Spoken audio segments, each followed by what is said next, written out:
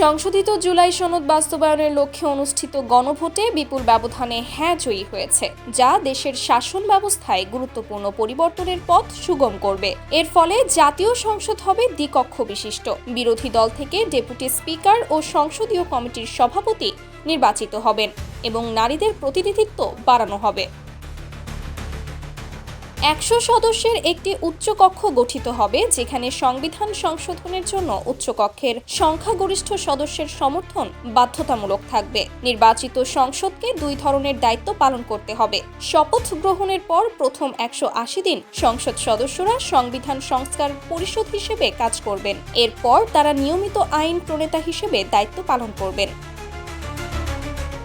জুলাই সনদ অনুযায়ী নির্বাচনকালীন তত্ত্বাবধায়ক সরকার, নির্বাচন কমিশন এবং দুর্নীতি দমন কমিশন সহ একাধিক সাংবিধানিক প্রতিষ্ঠান পুনর্গঠন বা নতুনভাবে গঠন করা হবে। এছাড়াও সংবিধানের 70 অনুচ্ছেদ সংশোধন করা হবে, যাতে অর্থ বিল ও সরকারের বিরুদ্ধে অনাস্থা প্রস্তাব ছাড়া অন্যান্য সব বিলে সংসদ সদস্যরা দলীয় অবস্থানের বিপক্ষে ভোট দিতে পারবেন।